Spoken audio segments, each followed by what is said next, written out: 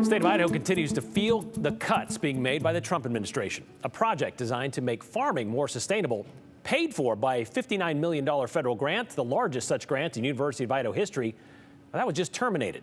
The program, known as Innovative Agriculture and Marketing Partnership, or IAMP, was supposed to help change how major crops are grown across the state. But now, as Hunter Funk explains, it's in limbo, as are dozens of jobs. Well, they're gone. Friday, everything's good. On Monday, we're dead. Basically the summary. It was supposed to reshape agriculture in Idaho by improving soil health, cutting greenhouse gas emissions, and helping farmers market sustainable crops. Part of a national USDA program to fund climate-smart agriculture, the project, 2 years in the making, is now on pause. Disruptive at best, right? If not totally destroying the program to do this, especially so abruptly.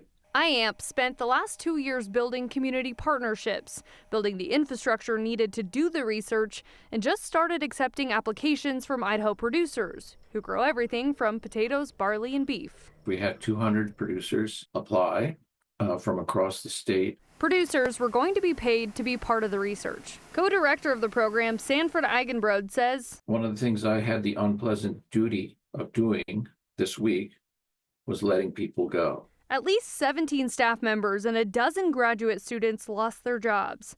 Some were just days away from launching field research. The USDA says the university can revise and reapply for a portion of the original grant, but they haven't been sent the request for application or information about the changes needed. We hope it comes pretty soon because they said the deadline's June 20th. So if they don't tell us what we're supposed to do till June 1st, it's going to be very hard to do that.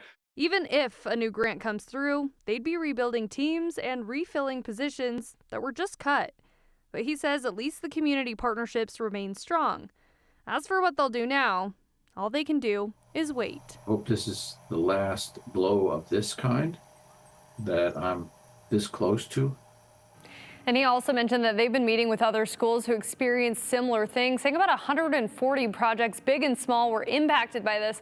He also says it's impacting our neighboring states. Didn't say which, but you can kind of assume there a little bit. There's been a lot of cuts lately. Do we know if this one specifically is just arbitrary, or is it was there a reason behind this? It just sounds like USDA cuts. I'm not exactly sure where that comes from, but yeah. They're just slashing a lot of stuff. Yeah, he says he's noticing a trend where a lot of it's science related.